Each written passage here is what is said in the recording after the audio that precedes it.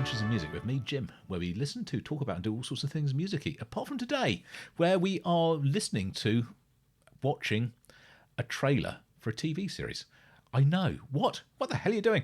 I've never really ever talked about this on the channel before. One of the absolute loves of my life, next to music and my family, is Star Wars, is sci-fi, is fantasy, all that sort of stuff. I know it's a bit of a cliche. Oh my God, am I a cliche? Am I a walking cliche? But I do. And I'm so excited because there is a new season of Andor about to start on Disney Plus, whatever it's called, Disney Plus, Disney something, I don't know. Yeah, anyway, whatever their channel's called. So if you're only a sort of like a casual fan of Star Wars, you kind of know who Chewbacca was and Princess Leia, and then you sort of lost track after that. Well, let me tell you, the franchise kept going, and George Lucas sold it all to Disney a number of years ago, and Disney has, as it has its right to do so, has exploited the franchise muchly. They've made a lot of TV, lots of animated series. They've made a few films, some more successful than others. And one of the films that they did, which was pretty much the high point of what they'd produced up to that point, was Rogue One, a Star Wars story. And it was a film that concentrated on ordinary people. There was no characters from the previous films in the main part of the film at all. And it was a story about how ordinary people started a rebellion and how the plans for the Death Star were stolen, and the events that led up to the beginning of the original Star Wars film, A New Hope. And one of the main protagonists of that was a guy called Cassian Andor. And at the end of the film, I won't spoil it in case you've not seen it. But anyway, there's a backstory to him, which is what Andor has been. And we've had one season that came out a couple of years ago, and they're about to drop the second season. It comes out in April this year, and they've just released a trailer for it, and I'm uber excited, and I really want to see it. I thought, well, I was going to watch it. Actually, why don't I'm going to try something. It may sync without trace on the channel, and no one will watch it at all. I may get laughed out get laughed out of the I don't know, get laughed out of something. Anyway, if anybody's interested in watching this, watch it with me. If you're not, go away, and we'll be back to music very, very soon. But I just really wanted to have a look at this. So, as I say, Andor, the TV series, has been the best output that Disney has come up with in a TV format yet, I think. The Mandalorian was really, really good, but this is up a notch, and it's just brilliant. So I'm very, very excited to see where we go with season 2. So let's have a look. We've got just over 2 minutes 22 to watch. Let's see where this goes. 3, 2, 1, play.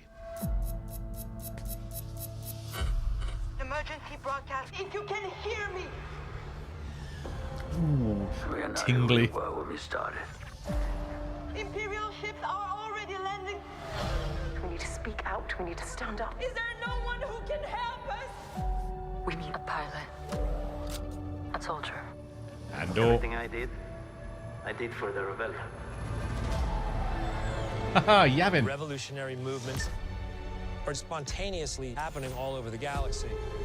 How those come together is the stuff of our story. Oh, okay. If season 1 laid the track, then season 2 is the juggernaut. The Empire cannot win. Well, they haven't won yet. We're building a real army. The rebellion's everywhere now. Galaxy of opportunities. The insurgents have weapons at this point. We're counting on it. These 12 episodes are going to take us over the next 4 years into Rogue One. The complexity of the show, such a the weasel, that possibilities bloke. of the show. It has to be all in. Bono. Nobody's allowed in here. Are you thinking like a thief? I'm thinking like a soldier. Think like a leader. Think like a leader.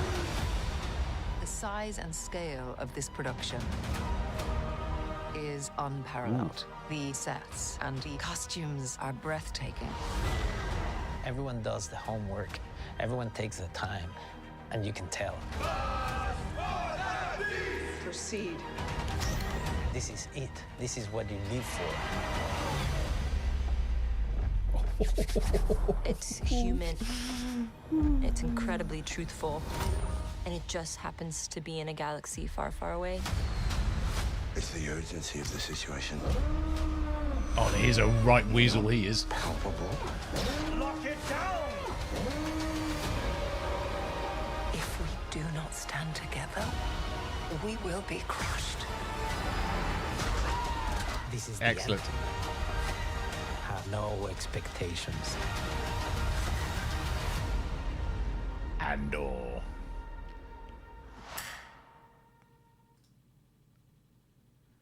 Oh, man. Oh, Scott. Stop. Right. Let's bring this back over here.